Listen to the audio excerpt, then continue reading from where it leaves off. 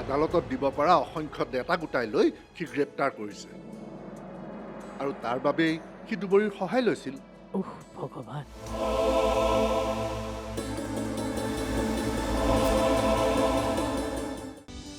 এতিয়া কেৱল দোষীয়ে উপযুক্ত শাস্তি পালেই হ'ল। হয় হয়। অঁ, পিছে খুৰী আৰু দুবৰী ক'ত?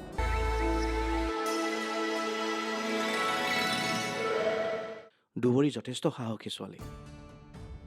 তাইক লৈ আপোনালোকে কোনো চিন্তা কৰিব নালাগে। জানো, কিন্তু চিন্তা নকৰোঁ বুলি ভাবিলেও দেখোন মনলৈ চিন্তাবোৰ আহিয়েই যায়। কম এটা ডাঙৰ ৰিস্ক লৈ তাই এই কামবোৰ কৰিবলৈ গৈছে, এবাৰ ভাবি চোৱাচোন।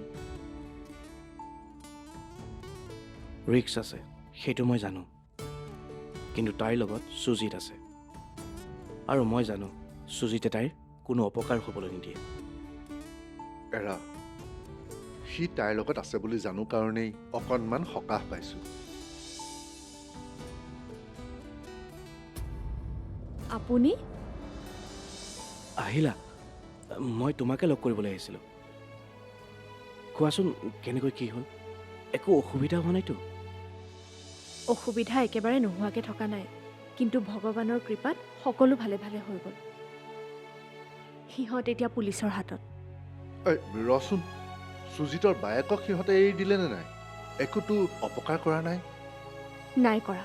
তেওঁলোক এতিয়া মুক্ত। ইতিমধ্যে ঘৰলৈ গৈছে তেওঁলোক। ঘটনাটো কেনেকৈ কি হ'ল বুজাই কোৱাচোন। ৰাজক প্ৰথমতে মুকলি কৰি সেই ঠাইলৈ পঠিয়াই দিয়া হৈছিল। তাৰপিছত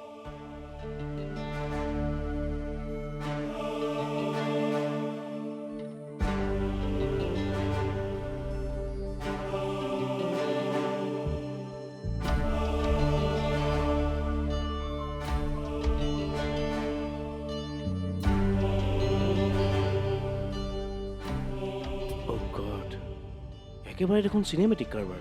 হেৰা, ইহঁত বৰ চতুৰ, কিন্তু যিমানেই চতুৰ নহওক কিয় শেষত পুলিচৰ হাতত বৰ বেয়াকৈ ফচি গ'ল। সেইবাৰ সিহঁতৰ ৰক্ষা নাই। বাৰু হওক দে, ভগৱানে যে তহঁতক সহায় কৰিলে। সহায় কিয় নকৰিব? সত্যৰ সদায় জয় বুলি কথা এষাৰ আছে নহয়। বাৰু আপোনালোকে কথা পাতকচোন, মই ফ্ৰেছ হৈ আহোঁ। যোৱা যোৱা। বহাচোন। পিছে খুৰা, ময়ো বেছি দেৰি নকৰোঁ নেকি? গৈ থাকোঁ। যাবা ৰ'বা, বহা, চাহ তাহ একাপ খাই যোৱা। নহয় মানে বহাচোন ৰ'বা, একো নহয়। ঠিক আছে। পিছে খুৰা, মই আপোনাক কৈছিলোঁ নহয়, দুবৰীৰ দৰে সাহসী ছোৱালী এজনীৰ কথা ইমান চিন্তা কৰাৰ কোনো প্ৰয়োজন নাই। চিন্তা নকৰাকৈ কেনেকৈ থাকোঁ কোৱা? আমি তাইৰ মাক দেউতাক। তাইৰ এটা বহল মন আছে। তাই যথেষ্ট সাহসী ছোৱালী, সেইটো আমি জানো। কিন্তু তথাপিও তাইৰ অকলশৰীয়া জীৱনটোৰ কথা ভাবি আমি চিন্তিত হওঁ।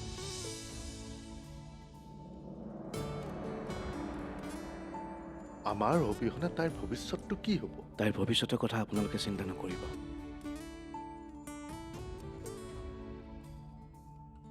আপোনালোকে যদি অনুমতি দিয়ে, মই গোটেই জীৱনটো তাইৰ কাষে কাষে থাকিব বিচাৰোঁ।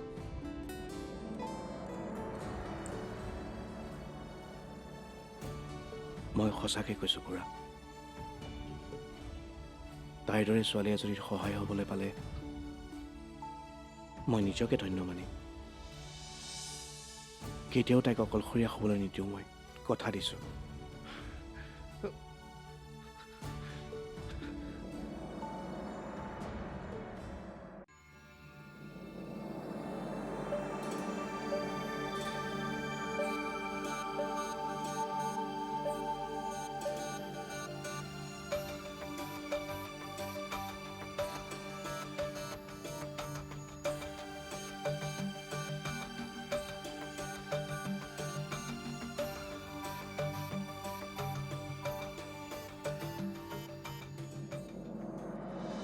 মোৰ যে আজি মনটো ইমান পাতল পাতল লাগিছে জানেনে?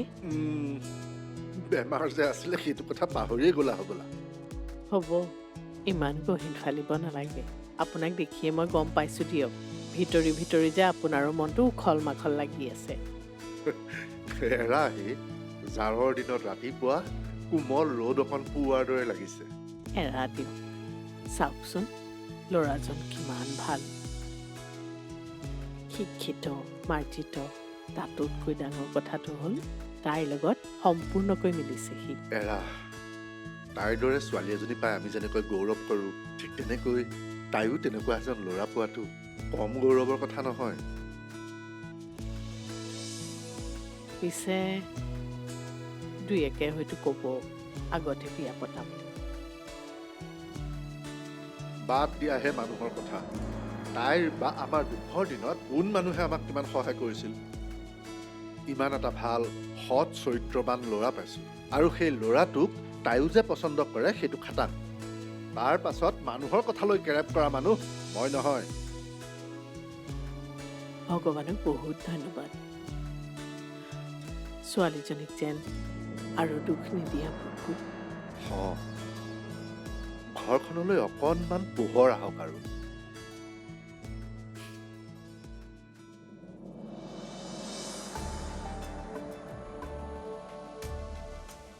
তুমি চাগে ভাবিছা হঠাৎ মই তোমাক ইয়ালৈ কিয় লৈ আহিলোঁ।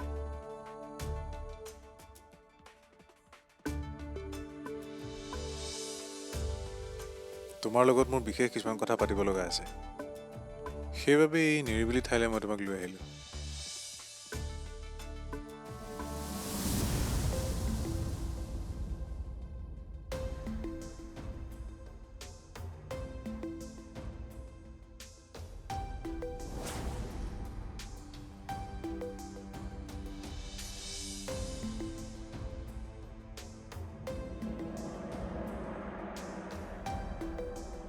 ছাৰ, মই ক'ত ছাৰ? শুনা, ডক্টৰে তোমাক বেছি কথা কোৱাৰ পাৰ্মিশ্যন এতিয়াও দিয়া নাই। তুমি এতিয়া হস্পিটেলত নাই। ICUৰ পৰা উলিয়াই আনি পোনে পোনে সুৰক্ষিত ঠাই এডোখৰলৈ লৈ আহিছোঁ।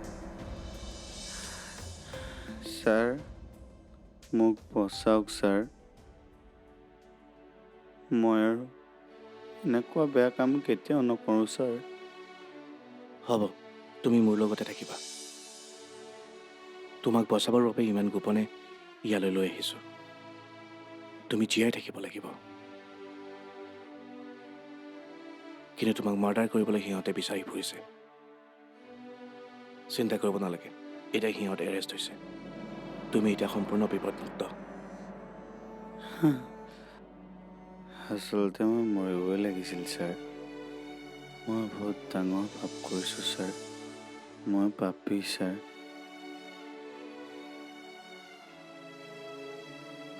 তোমাৰ পাপৰ প্ৰায়শ্চিত্ত কৰিব লাগিব। কিন্তু এতিয়া এইবোৰ কথা চিন্তা কৰি নাথাকিবা। তোমাৰ ভাল হ'ব। অতি সোনকালেই তুমি সুস্থ হৈ উঠিবা।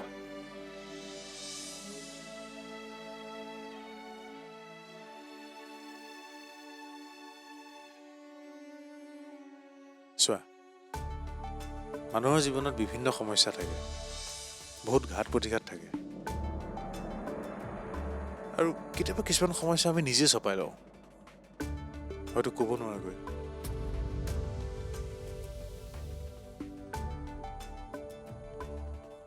আৰু এই নিজে চপাই লোৱা সমস্যাবোৰে আমাক অপ্ৰয়োজনীয়ভাৱে অশান্তি কৰি থাকে। তুমি কি ক'ব খুজিছা ডাইৰেক্ট কোৱা, আৰু এইবোৰ অকাই পকাই কোৱা কথা মই বুজি নাপাওঁ।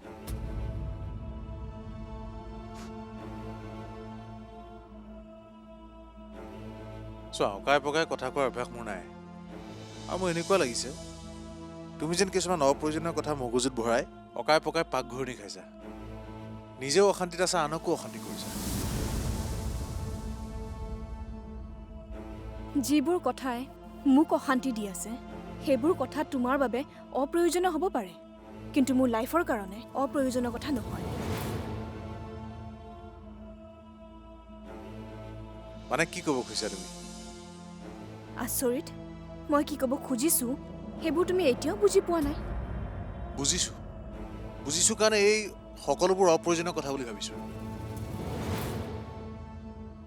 ন' মই কেতিয়াও মানি নলওঁ এই কথা।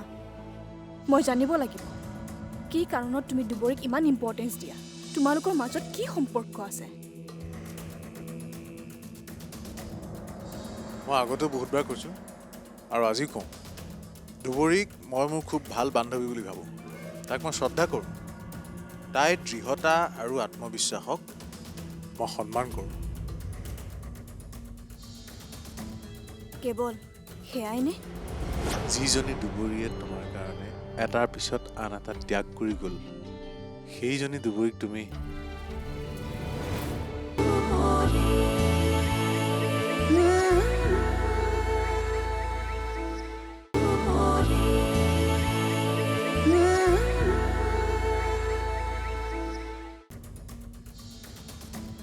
কেৱল সেয়াই নে নহয় না প্লিজ তুমি কথাবোৰ বুজিবলৈ যত্ন কৰা নুবুজো মই কোনো কথাই বুজিবলৈ চেষ্টা নকৰোঁ মই জানিব বিচাৰোঁ তোমালোক দুয়োৰে মাজত কি এনে গভীৰ সম্পৰ্ক আছে ঠিক আছে তুমি জানিব বিচাৰিছাতো মই ক'ম আজি তোমাক প্ৰতিটো সঁচা কথা এটা এটা কৈ ক'ম দুবৰীৰ প্ৰতি মোৰ এটা ছফ্ট কৰ্ণাৰ আছিল হয়তো সেইবাবেই তাইক লৈ মই সপোন দেখিবলৈ আৰম্ভ কৰিছিলোঁ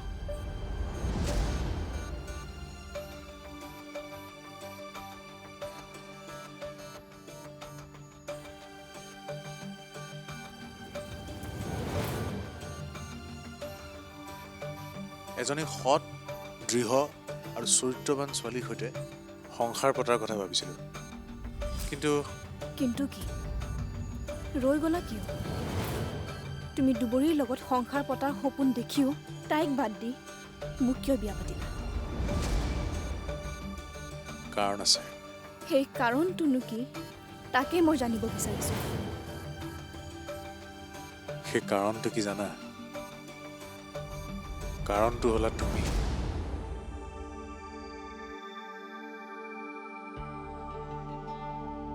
মই যিদিনা তাইক মনৰ কথা কৈছিলোঁ সেইদিনা মই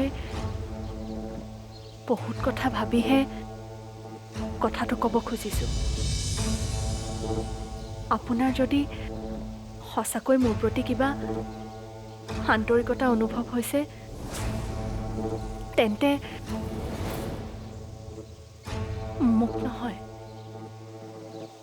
মোৰ ভণ্টিক নিজৰ কৰি আমাক সহায় কৰক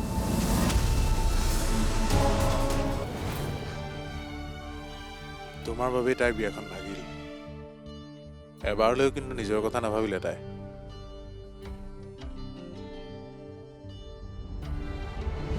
তোমাক অকণমান হ'লেও সুস্থ হৈ উঠাৰ কাৰণে মোৰ হাতত গতাই দিলে আৰু মই কিন্তু কোনো সংকোচ নকৰাকৈ তোমাক গ্ৰহণ কৰিলোঁ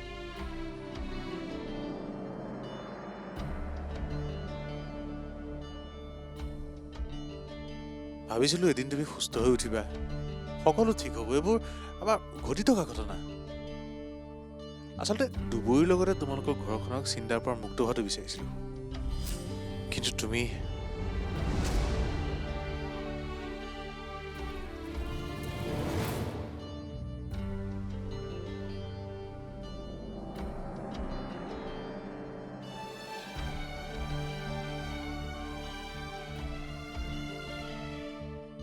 যিজনী দুবৰীয়ে তোমাৰ কাৰণে এটাৰ পিছত আন এটা ত্যাগ কৰি গ'ল সেইজনী দুবৰীক তুমি আৰে তাই তুমি সুস্থ হৈ উঠিবৰ বাবে কি কৰা নাছিল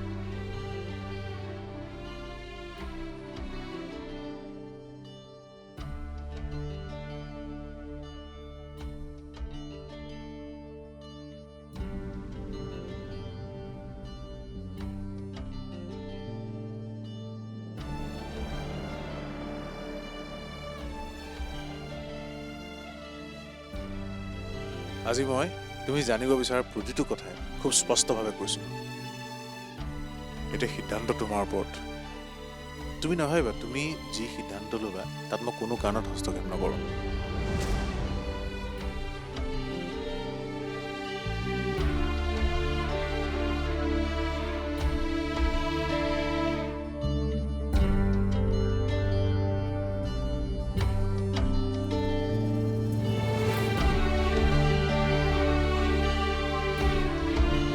তই কিমান সহ্য কৰিছ সেয়া মোতকৈ আৰু কোনে বেছি বুজি পাব কহ? নাই, তেনেকৈ নক'বা দেউতা।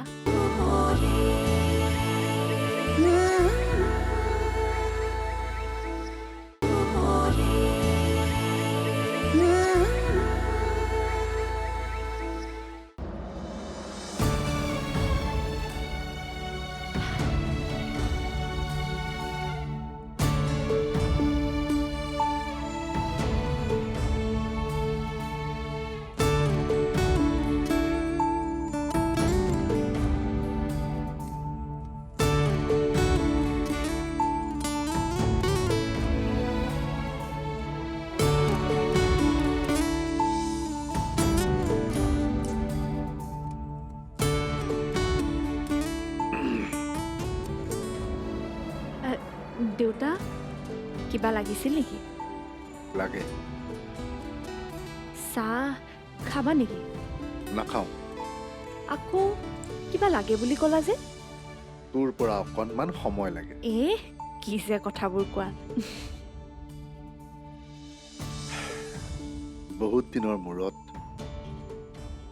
তোক মুকলিকৈ থকা দেখিছো। তোৰ দৰে আমাৰো বুকুখন বহু পৰিমাণে পাতল পাতল লাগিছে।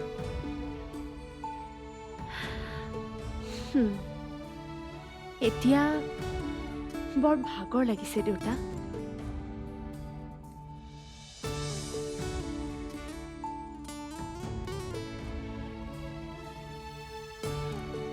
ইমান এখন দীঘলীয়া যুদ্ধ হৈ গ'ল। বিৰামহীন এক দীঘলীয়া যুদ্ধ, য'ত তই সেনাপতি। তুমি তেনেকে কওঁতে মোৰ নিজকে মূলা গাভৰু যেনহে লাগিছে। মোৰ বাবে তই মূলা গাভৰু, জয়মতী, সকলো। মূলা গাভৰুৱে হাতত হেংদাং লৈ যুদ্ধ কৰিছিল আৰু জেৰেঙা পথাৰত জয়মতীয়ে চোৰাটৰ কোব খাইছিল। তই কিমান সহ্য কৰিছ সেয়া মোতকৈ আৰু কোনে বেছি বুজি পাব কহ? নাই, তেনেকৈ নক'বা দেউতা। মই মাত্ৰ মোৰ কৰ্তব্যখিনিহে কৰি গৈছোঁ।